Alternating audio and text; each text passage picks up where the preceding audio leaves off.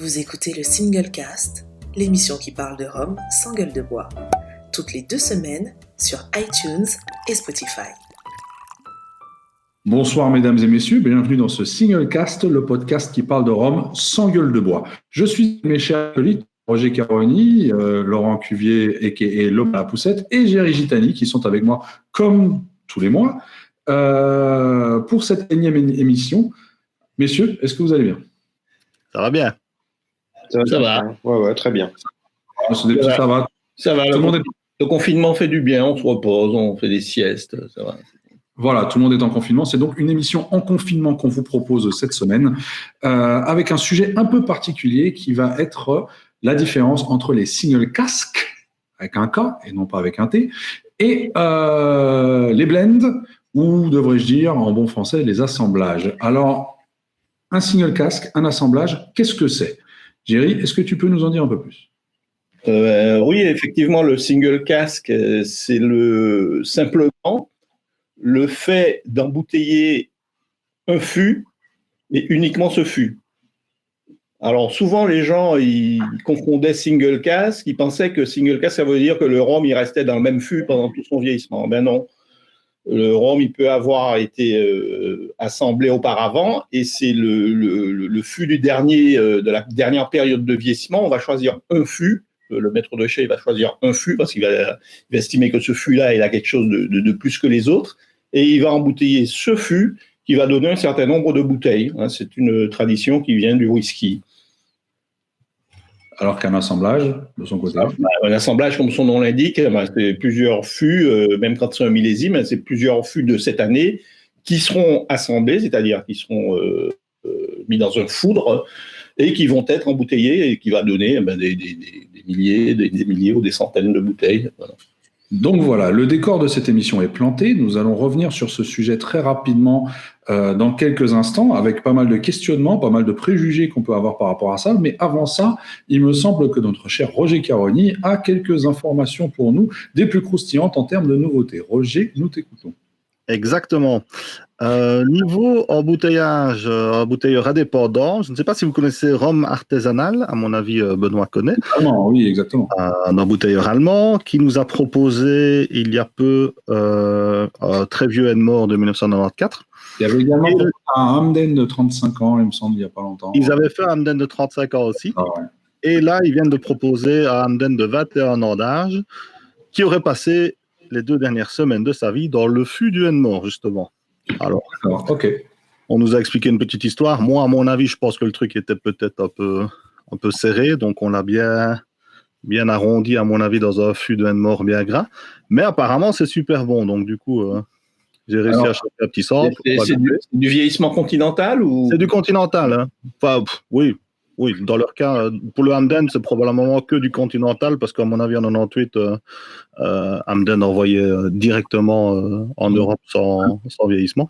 Alors, question de bon augure par rapport à cette émission, est-ce que c'est un single casque? C'est un single casque. Oui, très bien. Merci. Même s'il n'a été mis en fût que les 2 dernières semaines de sa vie. C'était d'abord un vrai single casque, le fût du Hamden, et puis quand ils ont mis le Hamden, ils l'ont mis dans un fût de la même contenance du Enmore pour le finir.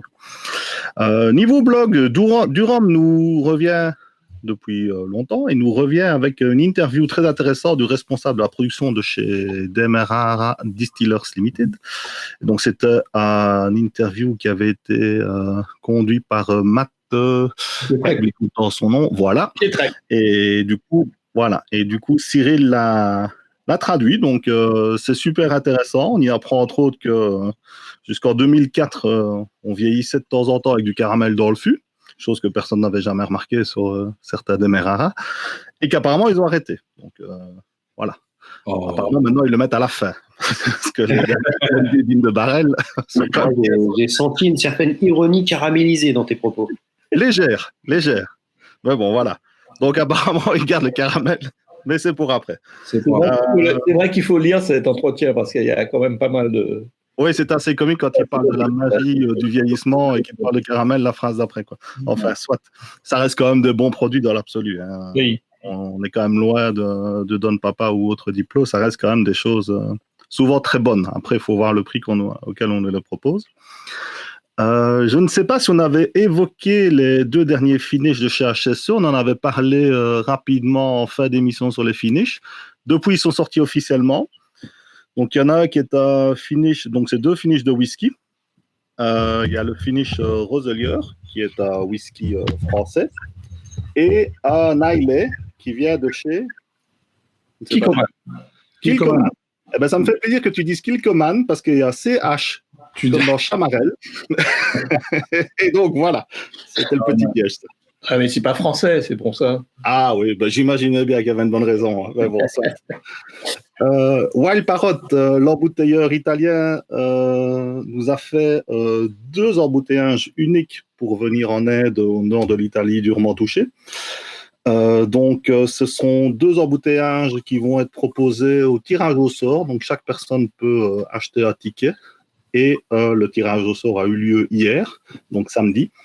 Et c'est en fait le tout premier Hamden qu'ils avaient sorti, ainsi que le tout dernier Ben Nevis qu'ils ont fait avec Eden Spirits, qui sont tous les 2 décorés d'une étiquette faite spécialement pour l'occasion par Giulia Ronchetti, comme d'habitude. Très joli. Des pièces uniques et qui vont permettre d'aider les personnes, ou en tout cas la cause. Je ne sais pas comment ça va se passer. J'imagine qu'il y a un pot commun, entre guillemets. Et donc voilà. Et dans le même ordre d'idée, Solidarité, Ma part des anges termine sa première vente aux enchères de 2020. Donc ça se terminait ce vendredi. Et comme d'habitude, il y a les superbes dons qui ont été mis en place, dont Naisson 97 2019 en version 10 centilitres, qui fait donc le plus vieux Naisson jamais proposé à la dégustation. C'est quand même pas mal. Je ne sais pas si quelqu'un, un de vous 3, a réussi à l'avoir. Mais... J'ai toute une bouteille à la maison.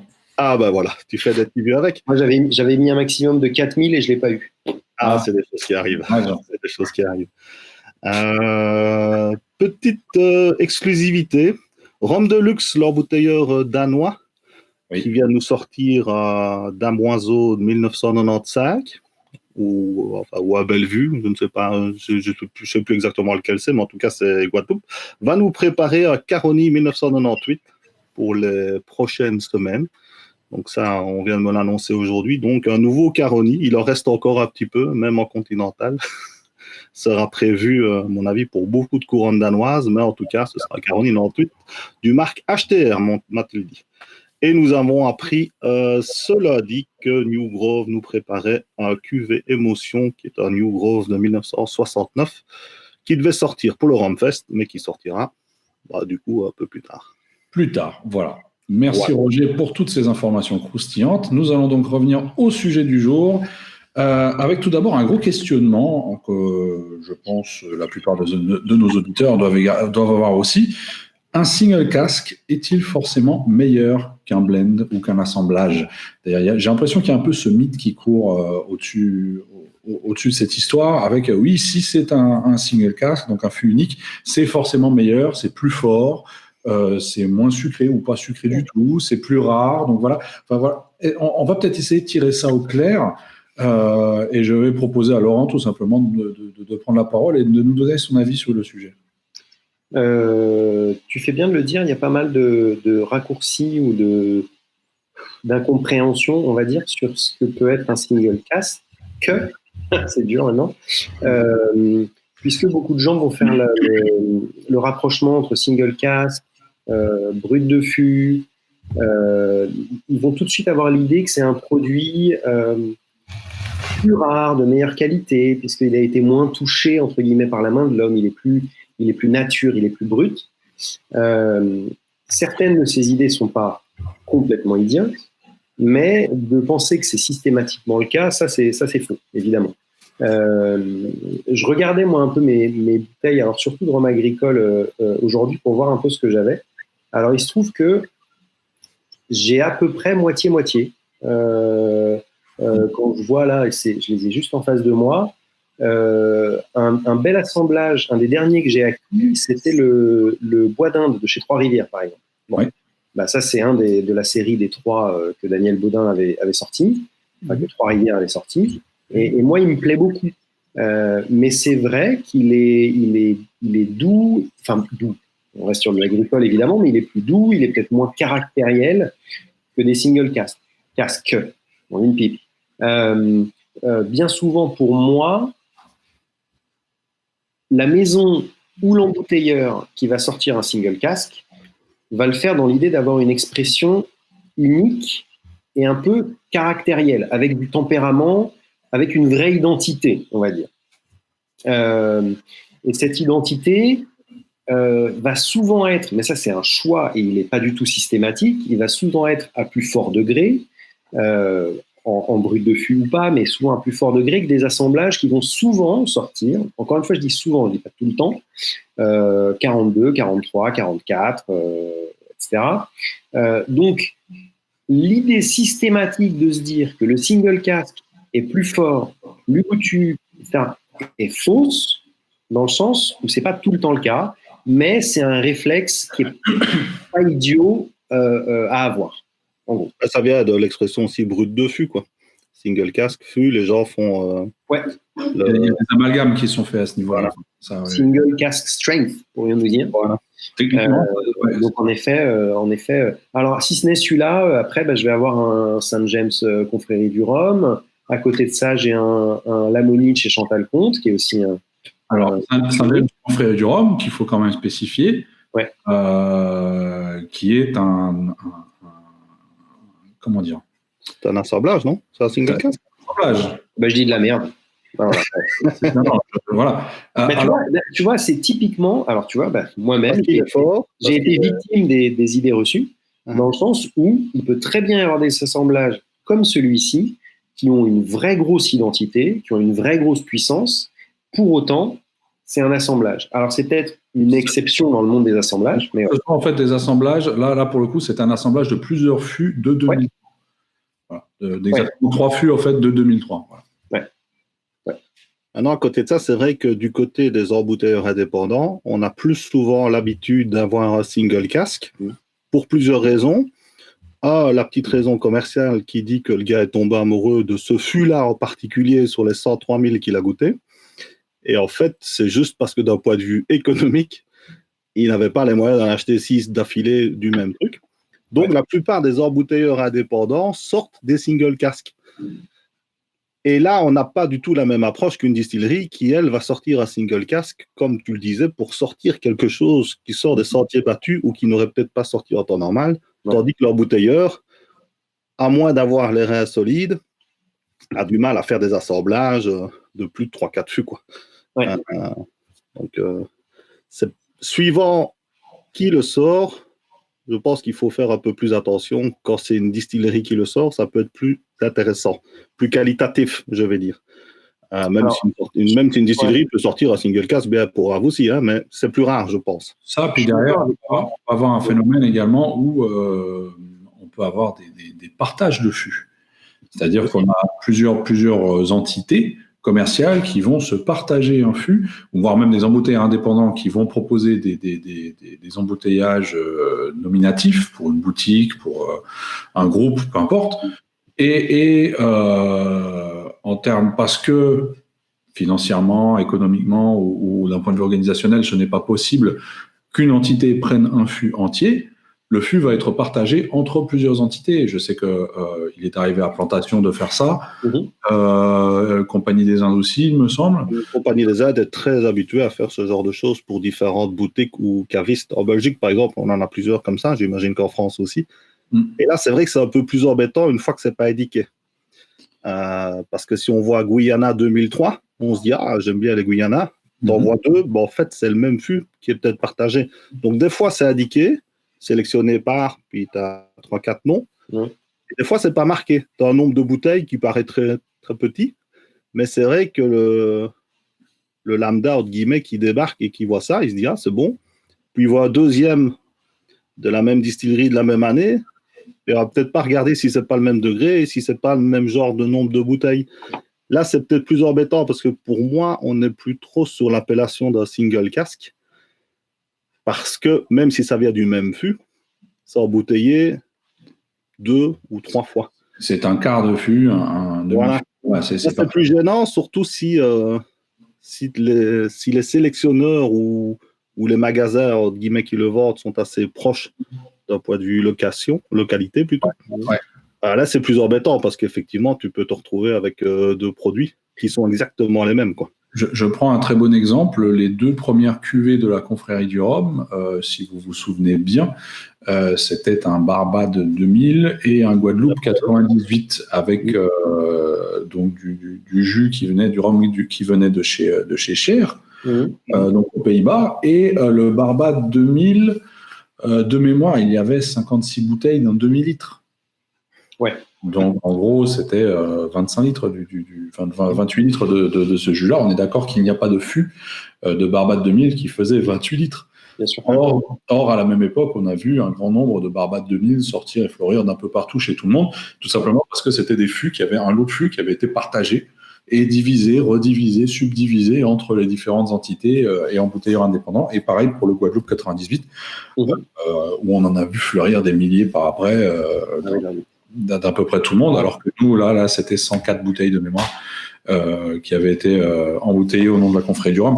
Mais c'est un exemple également. Alors après, là où c'est plus vicieux, par contre, c'est quand pour un même jus, on va payer des prix différents.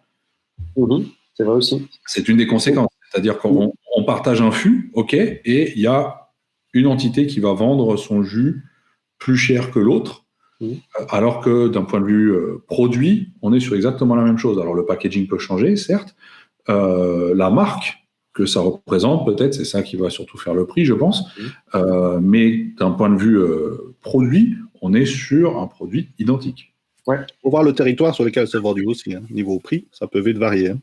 Oui. Les accises, par exemple, ne sont pas les mêmes en Belgique, en Italie ou en Allemagne. Oui, c'est vrai. Mais je pense que là, on digresse un peu, entre guillemets, dans le sens où, en effet, c'est un phénomène, et je pense qu'il est encore tout à fait d'actualité. Il n'y a pas si longtemps, j'étais chez Arom, et ils avaient partagé un fût, c'était du Mount Gilboa, je crois, de chez Plantation, entre eux, une boutique en Bretagne, et une, je ne sais plus, enfin, le fût était divisé en 3. Si c'est indiqué, c'est pas grave. Si c'est indiqué... Ouais, en plus, ils me l'ont dit, enfin, il n'y a pas de souci, mais le truc, c'est qu'on parle quand même de quelque chose qui, je pense, est un peu une niche dans le phénomène single cask ou assemblage. Tu disais à juste titre, Roger, tout à l'heure, qu'il ne faut sans doute pas le prendre de la même manière si c'est un embouteilleur indépendant ou une distillerie qui va le sortir, puisque par défaut, la distillerie, normalement, on peut penser que si elle le sort, c'est vraiment pour mettre en bouteille et proposer un rhum qui est en dehors de leur ligne directrice et de leur colonne vertébrale. Voilà, ils cherchent l'atypicité, atypicité, plutôt que quelque chose qui s'inscrit dans leur gamme habituelle. Mais je ne pense pas pour autant qu'on puisse dire que ce qui vient des embouteilleurs indépendants, même si, comme tu l'as très bien dit, beaucoup d'embouteilleurs indépendants vont acheter qu'un seul fût parce que c'est moins cher plutôt que d'en acheter 15.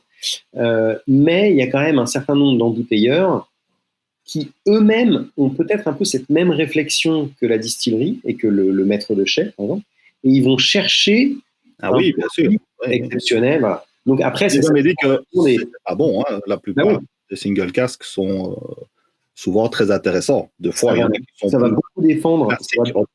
Donc, c'est juste un Foursquare de plus, par exemple. Je prends Foursquare parce que effectivement, tu vas goûter 6 single casques de la même année. Ça va être quasi pareil si l'âge est plus ou moins le même, quoi. Bon, tu vas forcément avoir des différences, tu vas peut-être avoir un truc qui est vachement moins bien, mais en gros, ça va être un peu pareil. Disons que les embouteilleurs indépendants ont peut-être moins de choix, entre guillemets, parce que souvent, on leur propose ce qu'on veut bien leur proposer via Chir, souvent. Sauf pour ceux qui ont la chance de pouvoir se balader dans différents chais. Et ils sont de plus en plus nombreux. Il y en a de plus en plus, exactement. Et donc là, effectivement, c'est plus intéressant. Maintenant, effectivement, je pense que même Gargano, quand il allait chez Demerara Distillers pour aller chercher des assemblages de fûts ou certains single casques, n'avait pas non plus les portes grandes ouvertes. Je pense qu'on lui proposait aussi certaines choses qui pouvaient peut-être sortir, parce que sinon... T'imagines la sélection de tarés, quoi. Je pense que DDL, ça doit être des milliers de fûts, quoi. Donc, je pense que c'est un des trucs les plus gros de la Terre, clairement. Oui, t'as Pluton qui est très, très, très, très gros, mais à mon avis, DDL n'est pas mal non plus. Ouais. Donc, effectivement, je pense que quand il y allait, on lui proposait déjà une fameuse sélection de sélection. Ce qui ne reste pas moi et qu'il a fait des choix magnifiques. Hein, donc, Alors justement, pour aller à l'encontre de ce stéréotype, de ce préjugé, un single casque est forcément... J'ai du mal à le dire aussi, single. Quel jeu de mots à la con, c'est qui a pensé à ce truc-là? Il faut le virer. Hein. Pour aller à l'encontre de ce préjugé... Diffus unique, on va comprendre. Ah, voilà. Entre le fût unique est meilleur que l'assemblage, voilà, parlons français. Est-ce que vous auriez, chacun d'entre vous, un exemple inverse, éventuellement, où vous diriez que, tiens, ça c'est un assemblage qui est excellent et un fût unique qui ne vous aurait pas plu ou qui vous aurait déçu, pour le coup? Il y en a un paquet, hein. Tu regardes bêtement... Un seul par personne, ça ira très bien. Simplement chez Caroni, hein. Tu as des assemblages Caroni qui sont juste pas très réussis, je trouve. Et tu as des assemblages qui sont magnifiques et des single casques qui sont bien rêches, bien bruts, de chez brut. Et oui, voilà, après avoir vidé la moitié de la bouteille, le truc bien oxydé commence à devenir agréable. Ce qui pour moi n'est pas un gage de qualité, parce que normalement le produit doit être bon. Peut-être pas dès l'ouverture, parce qu'il faut quand même un petit peu de temps de s'en remettre. Mais il ne faut pas attendre 15 mois non plus pour que le truc soit buvable. Je pense par exemple à Caroni 2000 qui avait été sorti pour la chaîne de restaurants Italie par Bélier. Ah, c'était rude quand même. Hein, je veux dire, c'était loin de la qualité, par exemple, d'un assemblage comme le 17 ans Caroni. Quoi. Alors j'aime bien parce qu'on a quand même Roger Caroni qui nous fait un cours sur les Caroni, les bons et les mauvais Caroni. Je pense qu'après la diffusion de cette émission, en fait, l'action du Caroni va chuter, mais... Non, mais c'est parce que je cherche une bouteille, donc je dis qu'il est mauvais. Ouais.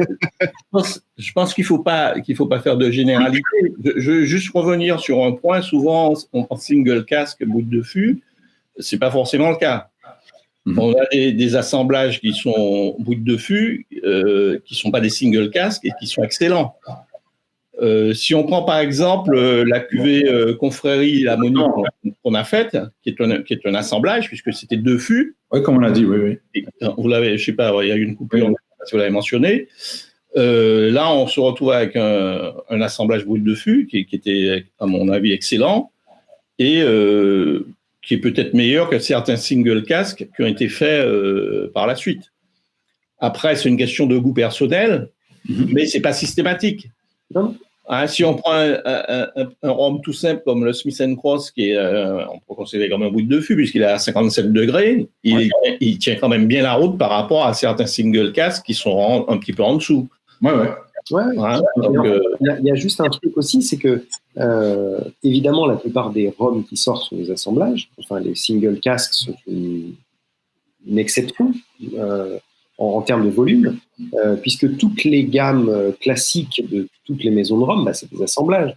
Tous les vieux, les VSOP, les XO, etc. C'est que des assemblages. Là, je regarde dans mon étagère, je vois un profil 105 bio, c'est très bon. C'est un magnifique assemblage. Donc, je suis d'accord avec Jerry. Comme on disait tout à l'heure, faut pas du tout généraliser, même si avoir des petits réflexes de pensée, c'est-à-dire qu'il est plus courant quand même d'avoir un brut de fût sur un fût unique. Donc, on appellera un brut de fût unique, c'est magnifique. Nouvelle appellation, c'est vrai. Ouais, je vais la déposer. C'est pas mal. Tu devrais déposer. Après le BDF, c'est le BDF U. Alors, je me pose la question, de toute façon, je pense qu'aujourd'hui, aucune distillerie ne serait capable de ne produire que des fûts uniques. Ah non. C'est une hérésie. Toute petite, peut-être. Si c'est une micro-distillerie, je pense... encore, dans ce cas-là, faudrait-il qu'ils aient des stocks de vieillissement assez importants, mais je prenais l'exemple de la 1710, par exemple, où absolument chaque lot est numéroté, truc machin, avec d'une seule cuve, etc. Mais là encore, ce ne sont pas des stocks de vieux pour l'instant, donc vieux. Et je pense qu'à partir d'un moment donné, ils seront obligés, s'ils souhaitent grandir, bien évidemment, de faire des assemblages également. Tiens, dans l'AOC, il y a un truc aussi qui fait que sortir des single casques n'est pas toujours très pratique. Regardez la Favorite qui a fait des 2008 single casques. Il faut qu'ils passent tous devant le comité, si je ne m'abuse. Tandis qu'à l'AOC Martinique, tu lises tout, tu le présentes, il passe, hop, c'est parti, on n'en parle plus. D'ailleurs, ils ne sortent plus de single casque sur les millésimes 2009, 2010 et 2011 qui va venir, je pense. J'avais même pas fait gaffe. 2008, c'était des single casques et les autres sont des assemblages. Ouais. Et ils avaient dit qu'effectivement, ça devenait un petit peu compliqué niveau logistique. Non, je ne sais pas si c'est si compliqué que ça, hein. Je ne connais pas trop, mais en tout cas, l'excuse ou en tout cas la raison était que présenter les Wi-Fi au comité pour passer, entre guillemets, l'agrégation AOC pour les embouteillages, c'était un peu plus lourd qu'évidemment arriver avec ton blend, ton assemblage, dire voilà ce que je vais sortir, est-ce qu'on peut l'appeler AOC. Et assemblage que tu peux à la limite rectifier si nécessaire, alors qu'un single casque, tu n'auras pas le rectifier. Quand tu disais est-ce qu'une distillerie pourrait se permettre de sortir que des fûts uniques, le premier truc auquel j'ai pensé, c'est que y a certains fûts qui pris tout seuls sont pas bons. Donc, justement, et ça c'est le maître de chai qui va pouvoir faire ça, mais le pas bon d'un fût va pouvoir s'harmoniser avec le bon ou le pas bon d'un autre fût au final, et ça c'est le côté un peu magicien, alchimiste, qui va faire que au final tu as un truc qui est bon, qui fonctionne, alors qu'à la base tu avais des trucs moins bons. C'est souvent dans les blends que tu peux voir aussi l'expertise de certains maîtres de chai. Faire un blend réussi et qui reste sur la longueur plus ou moins cohérent, parce qu'évidemment sur 15 ans de vente, par exemple d'un Dillon 12 ans, j'imagine que à 15 ans ça n'a pas le même goût que maintenant, mais garder une continuité dans la qualité est quand même quelque chose de très technique, que de sortir des single casques en disant ça c'est un truc unique, vous allez voir, c'est une baffe, et puis ne plus jamais avoir un truc pareil, c'est plus facile entre guillemets. Oui, même si faire un blend, enfin faire un assemblage, ne veut pas dire forcément une série qui va durer des années et des années. Puisqu'on peut avoir, si je pense par exemple à Trois-Rivières et leur bois d'Inde, dans ce cas-là, oui. Les deux autres, c'est des trucs assez. Je parlais plus de séries communes. Ouais, d'accord. Les VSOP, etc. VSOP, pour garder. Même ces séries-là peuvent changer avec le temps, hein, j'ai envie de dire. Oui, mais c'est léger. C'est léger. Je veux dire, tu ne vas pas passer en 6 mois à 2 batchs totalement différents, quoi. Tu vas garder une trame. Non, pas en 6 mois, mais après, je pense sur peut-être une dizaine, 5 Ah oui, forcément, ça, une dizaine d'années, ça, sur une dizaine d'années. La gamme peut évoluer, et c'est-à-dire qu'on peut avoir un XO, prenons l'exemple d'XO, l'Ammonie d'il y a 10 ans n'était pas le même qu'aujourd'hui. Forcément, mais ça a été graduel, c'est pas passé boum d'un seul coup, quoi. C'est vrai, et je me demande d'ailleurs s'il n'y a pas un contre-exemple à ça pour un truc qui a changé assez vite et drastiquement, c'est chez Nesson.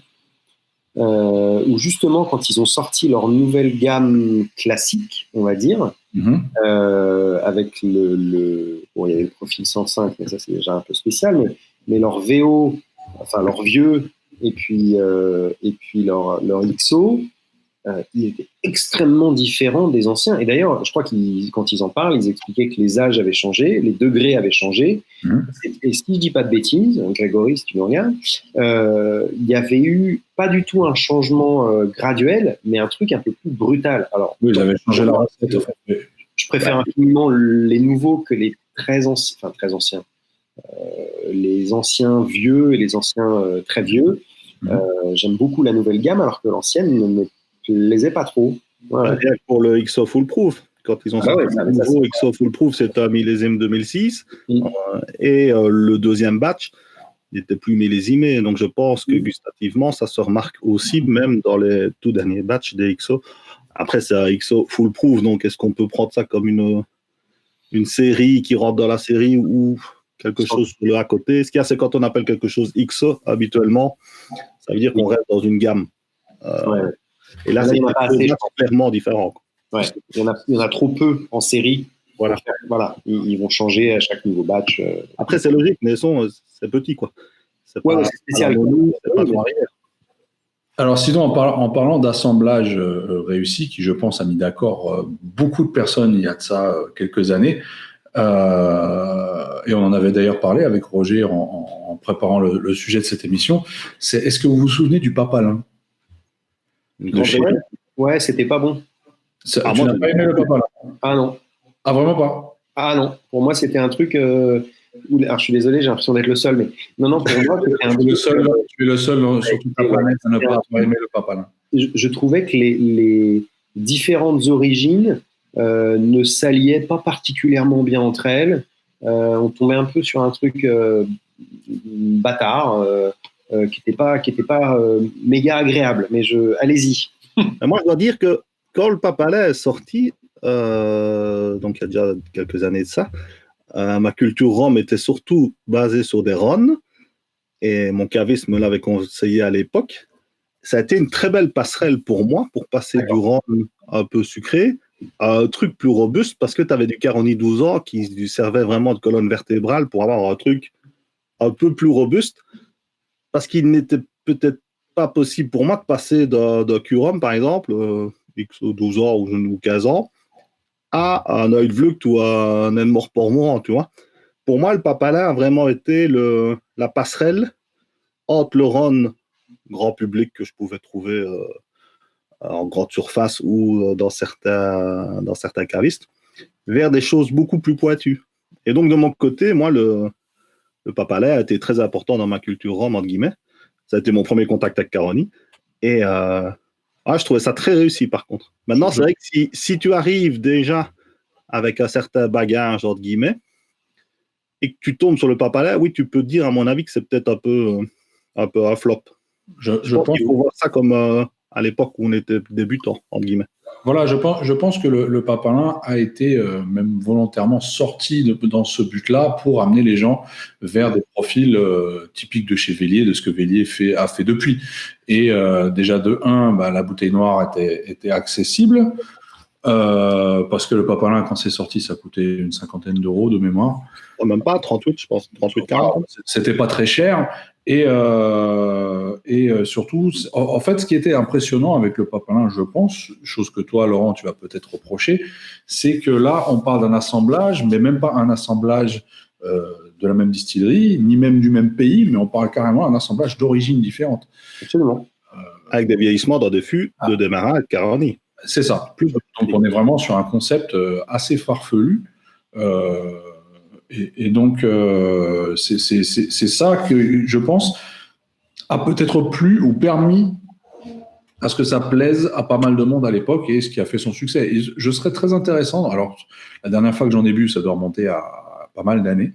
Mais je serais très intéressé éventuellement de le regoûter aujourd'hui pour voir si j'aurais toujours le même. Il nous plaira peut-être moins, parce que depuis, il y a quand même pas mal de trucs qui sont passés sur. Je trouverais ça dégueulasse. C'est un rhum avec des couilles, quoi. C'est sympa, je trouve. Après, c'est clair, c'est pas la 8e merveille du monde. Hein. Non, mais c'est vrai, je suis d'accord avec Benoît, cette particularité d'avoir un assemblage de pays différents et de styles différents. Alors après, c'est des choses qui se font. On trouve des assemblages. Absolument, il y en a. Martinique, Guyana, je sais pas quoi. Ouais, il y en a aussi chez Compagnie des Indes avec un brick, je sais plus quoi. Tout le monde, hein, Ferroni, il aime bien faire des trucs comme ça. Absolument, c'est sympa, quoi. Mais alors voilà, moi pour le Papalin, je trouvais que ça pouvait avoir un intérêt théorique, mais après dans les faits, non, je me suis jamais régalé avec ça. Mais bon, voilà, j'aime bien faire mon outsider. Tu me déçois, Laurent. Tu me déçois profondément. Et tu buvais déjà des trucs un peu plus carrés, plus pointus à l'époque? Écoute, alors faudrait que je Tu as commencé avec des Hamden et des Caroni. Non. Mais sur ma, enfin, j'ai un fichier Excel. Je suis très très organisé comme monsieur parfois, avec tous mes achats depuis le début, les dates, etc., les prix. Et il faudrait que je le reprenne dans l'ordre pour voir à quel moment je suis tombé sur pour le coup les Demerara Vellier. J'ai relu ton Rumfest 2014. Ouais. Où tu carburais au Diamond. En fait, c'est allé assez vite puisque donc j'ai commencé il y a à peu près 7 ans, on va dire, et c'était chez Arom, c'était Freddy vraiment qui me guidait là-dedans, et je commençais. Alors, mon premier rhum c'était le Eldorado 12 ans, c'est lui qui m'avait fait tomber dedans, qui était déjà assez sucré, et après je suis passé un peu par des Rhônes, tout en gardant aussi un peu genre des Sainte-Lucie, Admiral Rodney, ce genre de choses. Et puis un jour, d'ailleurs c'était pas Freddy, c'était le vendeur de l'époque, Aurélien je crois, je sais plus, qui m'avait dit bon, je vais te faire goûter un truc, par contre, attention, une fois que tu as mis le doigt dedans, c'est compliqué d'en revenir. Et cet imbécile m'a fait goûter un truc, déjà j'ai vu le degré, j'ai pleuré avant même de l'avoir dans la bouche, parce que c'était 60 et quelques, et moi je m'étais arrêté à des 40, 44, 45, donc je me disais que 60 c'était limite imbuvable. Bon, c'était un UF30. Et donc j'ai goûté ça. À l'époque, on rigole maintenant parce qu'il était à 149, je crois. Non, c'est plus simple. Et je l'avais trouvé trop cher. Du coup, qu'est-ce que j'avais pris? Un Edmore 95, tu vois. Enfin, Ce qui est fort bien aussi. c'était 30 € de moins. Bon, voilà. Wow. Mais voilà. Et du coup, c'est vrai que je pense que je suis pas passé par la case Papalin. Mais pareillement, mon premier Caroni qui était alors c'était un hangar, mais je sais plus lequel. J'ai peur de dire une bêtise. Je l'ai pas aimé non plus. Il a vraiment ce côté Caroni sans la gourmandise, quoi. Le truc juste sévère, juste sec, et la typicité Caroni sans le côté fruit, sans le côté. Enfin, voilà. Donc pas bien non plus. J'ai comme ça des rapprochements un peu bizarres avec les rhums. Mais voilà, non, Papalin, non. Bon, bah, je reprends ce que j'ai dit. Ça doit se trouver maintenant. Écoute, excuse-nous pour notre petite confession. Excuse-nous de ne pas avoir ton niveau, pardon, grand maître. D'ailleurs, oui, comme tu disais, au prix où ça doit valoir maintenant, je ne sais pas, quelqu'un a une idée de ce que ça vaut une bouteille de Papalin maintenant? Le truc, c'est qu'effectivement, la plupart des gens ne trouvent pas ça waouh, mais tout le monde la veut. Donc personne ne mettra plus de 100 balles là-dedans, mais personne ne la lâchera à moins de 90 €. Alors, si vous écoutez et que vous souhaitez faire l'expérience avec nous et nous envoyer un échantillon de Papalin, n'hésitez pas à nous contacter dans les commentaires ou même par message via notre page Facebook, ce serait avec un grand plaisir. Voilà. Ouais, vous ne sentez pas obligé pour moi. Sait-on jamais. Ah non, mais un échantillon et puis on se le partagera entre nous, c'est pas, on le prend ensemble. Ouais, 3 centimes divisé par 4, ça va être ça. Voilà. Sinon, par contre, à l'inverse, un fût unique. Alors, des fûts uniques, on en a sous toutes les formes. Je pense qu'il y a à peu près tout ce qui peut être fait, enfin, du moins pas tout, mais beaucoup de choses qui peuvent être faites dans le sens fût unique, brut de fût, différents types de bois, etc., etc. Il y a pas mal de choses qui ont été faites jusqu'à présent. Il y a encore pas mal de choses à venir. Je pense que le spectre de choses qu'on peut encore régler, faire et avec lesquelles on peut encore jouer est encore assez large. Notamment en parlant avec les différentes essences de bois, les différentes... comme disait Cyril Lawson dans son intervention dans les directs de la confrérie du rhum, où on va carrément chercher le bois dans une forêt bien particulière. Ouais. Donc maintenant, on a le choix de la forêt. Voilà. Ouais. Donc, choisissons notre forêt, choisissons notre arbre, notre fût. La forêt. C'est ça. C'est ça. Tu auras le signe, la signature du bûcheron, c'est un truc comme ça. Enfin voilà, il y a un paquet de choses qui sont un peu encore faites. Le bois maturé, donc est-ce qu'on laisse vieillir son bois? C'est-à-dire qu'une fois que le bois est coupé, avant de faire avant d'amener le bois dans une tonnellerie, donc on va d'abord le laisser sécher.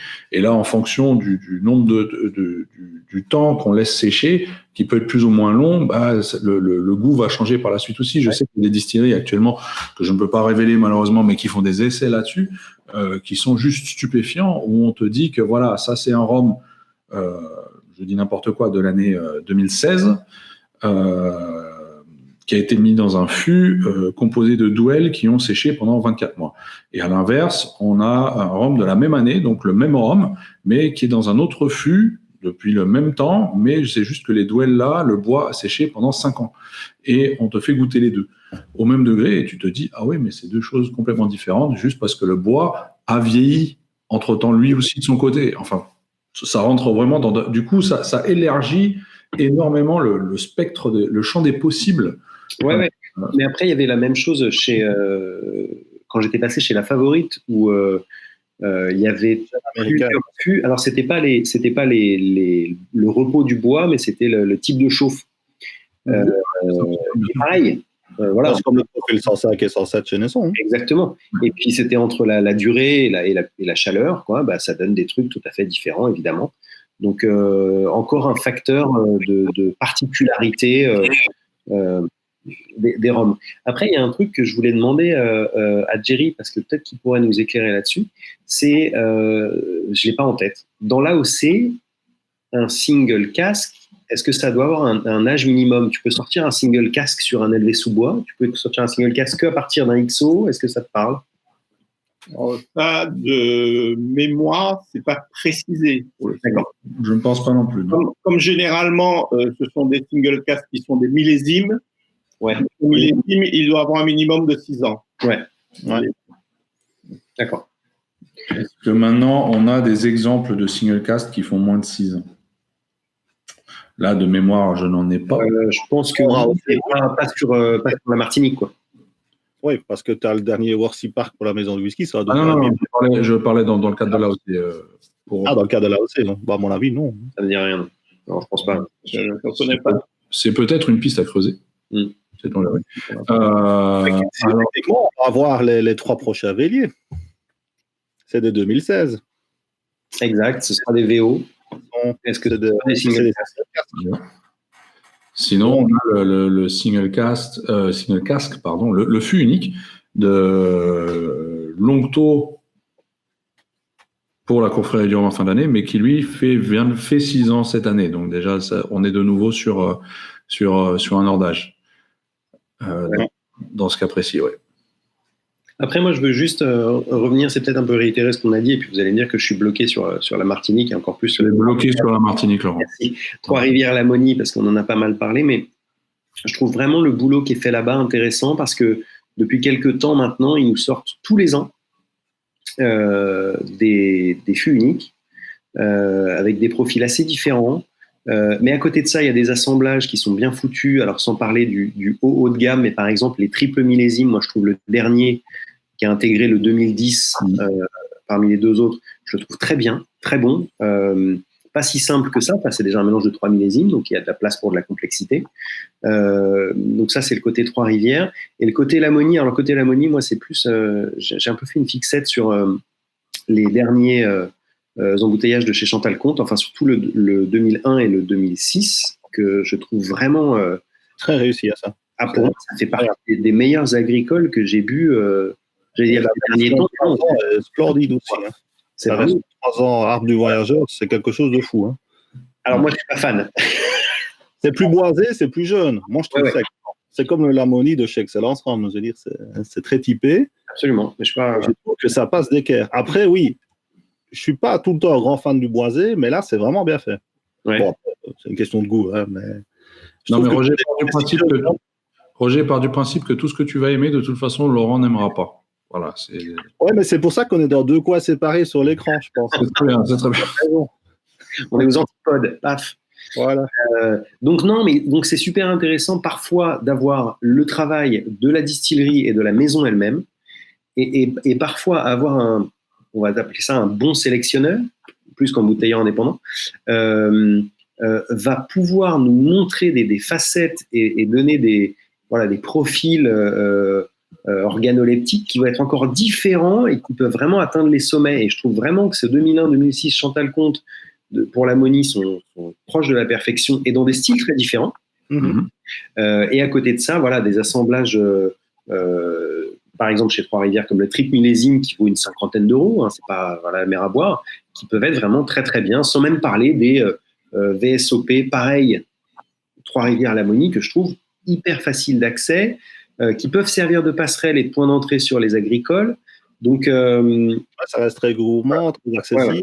Limite facile. Trois-Rivières notamment est une très bonne passerelle. Hein. Généralement, les gens qui sont sur les rondes ou même les rhums un peu sucrés, je les fais passer sur l'agricole, bien souvent avec le VSOP de Trois-Rivières. Il faut dire que sur le VSOP de Trois-Rivières, ils ont travaillé beaucoup sur la fermentation pour avoir une attaque souple en agricole. Et après, en VSOP, ils gardent quand même une certaine complexité et une palette aromatique qui représente bien le rhum agricole. Donc, c'est un très, très beau produit, effectivement, d'entrée pour les gens qui... De transition. Voilà, tout à fait. Ouais. Moi, j'ai tendance à faire ça avec du 2 passes, mais je ne sais pas si... Le micro était coupé, hein, donc c'est pour ça que... Voilà, il y avait un long silence de ma part, mais apparemment, c'est revenu. Oui, non, c'est bon, c'est bon. Si tu peux juste peut-être te rapprocher de ton micro, ça serait très bien. Ouais. En tout cas, ouais, complètement d'accord. Alors, sur le 2 passes en transition... Comme je crois que quand même, ne serait-ce que le VSOP de base est déjà plus âgé. C'est un 7 ans. Et du coup, ça le rend peut-être déjà un peu plus boisé, un peu plus sec que les Lamonie Trois-Rivières. Je sais pas trop. T'as le 4 ans de chez La Favorite, hein, le cœur de rhum.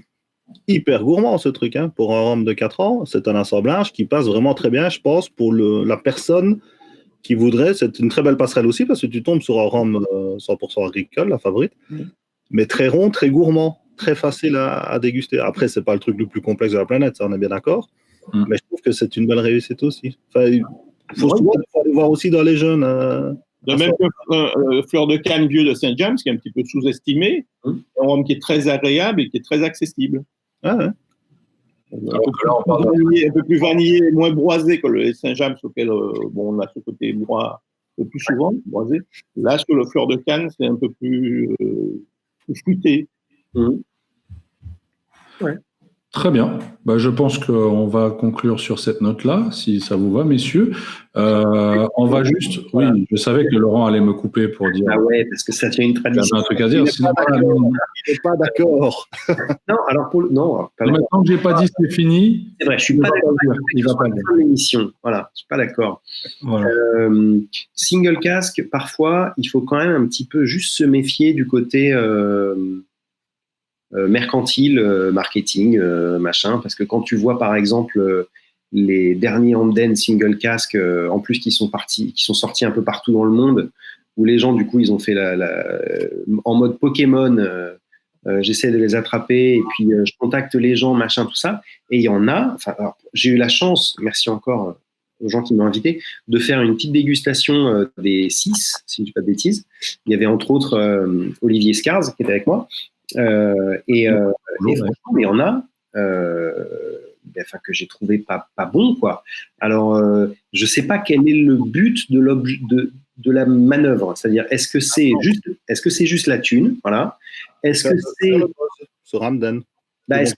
Après, on peut l'enrober de dire oui, mais non, c'est pour montrer les facettes différentes que peuvent exprimer la distillerie de par les... C'est des marques différentes, donc c'est intéressant d'un point de vue scientifique. Moi, perso, j'ai eu les 6 aussi. J'ai fait un petit blend des 6. C'était très comique, par contre. Oui, je me rappelle, tu avais écrit ça. Mais effectivement, pris un par un, ouais, c'est quand même pas waouh non plus. Et si tu veux la collection complète, tu peux déjà débourser un sacré paquet de pognon pour un truc qui va pas être spécialement bien meilleur qu'Habitation Vélier, Hamden. Mais qui, à la base, tu ne vas peut-être pas acheter pour boire non plus.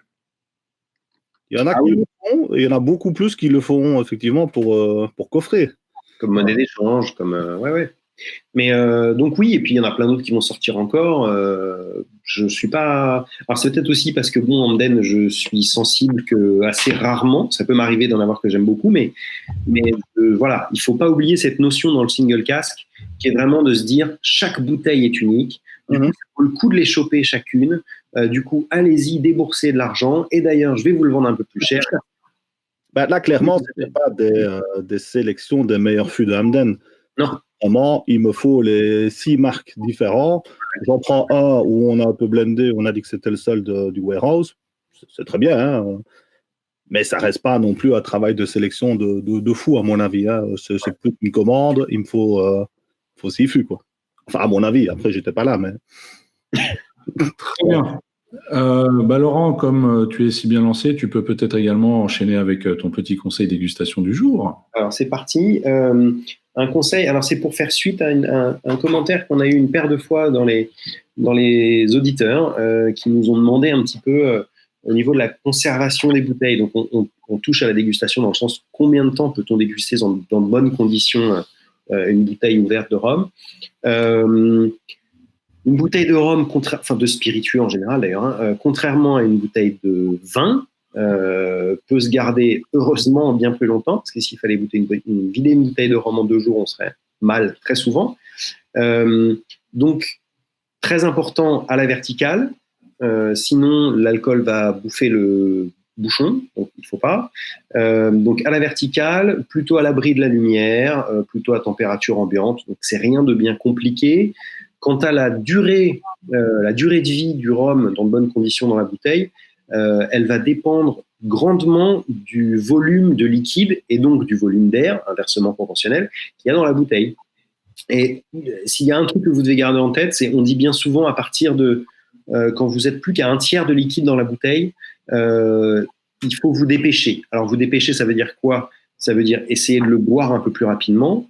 Essayer de le transvaser dans un contenant plus petit, je pense que c'est la meilleure technique, même si c'est pas tous les jours facile d'avoir une bouteille de 25 centilitres, grosso modo.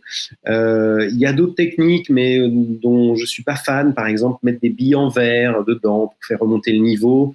Mais après, quand tu verses ton truc, tu risques de péter une bille. Enfin bref, c'est pas pratique. Donc, vous pouvez les garder très longtemps. Il y a même des rhums qui se bonifient avec un temps d'ouverture, surtout les trucs qui vont être un petit peu caractériels. Évidemment, on pense à des Caroni, par exemple, à des Demerara, mais même, meilleur exemple. Je trouve que le confrérie Saint-James, par exemple, là, il a quelques mois d'ouverture, il devient encore meilleur. Donc, il y a quelques rhums comme ça, même qui se bonifient avec l'ouverture. Donc, n'hésitez pas à les garder ouverts un bon moment. Par contre, voilà, quand vous arrivez au tiers, méfiez-vous, essayez de lui offrir une seconde vie ou de lui offrir sa mort assez rapidement derrière. Voilà. Souvent, un rhum réduit aura plus de mal avec l'oxydation, j'ai l'impression. Réduit, genre dans les 40, 43, 45. On observe souvent dans les gros Caroni ou le gros Hamden qui titrent à 50, 60. Ils peuvent facilement durer 2-3 ans avec un niveau qui est relativement bas. Et comme tu le disais, ça se bonifie. C'est même plus, ça reste le même produit, mais il est bien meilleur après une longue ouverture en temps d'année d'oxydation que certains autres rhums, par contre, vont être proprement plus... Il n'y aura plus rien, quoi. Ça va être vide. Et là, c'est un peu la tristesse, quoi. Absolument. Alors d'ailleurs, il y a un truc qui rend l'exercice un peu compliqué, c'est que quand on goûte un rhum, par exemple sur un salon, ou quelqu'un qui vous envoie un échantillon d'une bouteille qui a été ouverte la veille, on a l'impression d'avoir un rhum pas très bon. Moi, j'ai un Diamond 99 S que j'ai jamais aimé parce que c'est que du bois. Par contre, j'entends des gens qui l'ont ouvert depuis 2 ans et demi qui disent « Ah non, mais là, il est vraiment très bon ». Alors, ça fait quand même un peu chier de devoir acheter des bouteilles en se disant qu'on les aime pas, tester et de se dire au bout de 2 ans et demi « Ah, mais quand même, c'est bien ». Voilà, bon. Voilà, je pense qu'on va terminer sur cette petite note-là, justement, cette émission. Vous aussi, chers auditeurs, si vous avez apprécié ou pas cette émission, n'hésitez pas à nous dire en commentaire, à l'écouter sur iTunes, Spotify et YouTube, de la partager avec vos amis, votre famille, vos enfants, pourquoi pas, votre chien, et à nous faire quelques retours. Nous, on se retrouve dans 2 semaines pour une autre émission. Et jusqu'à là, messieurs, je vous dis à bientôt. À la prochaine. Benoît, à bientôt tout le monde. Salut. Vous venez d'écouter le Single Cast, l'émission qui parle de rhum sans gueule de bois, toutes les 2 semaines sur iTunes et Spotify.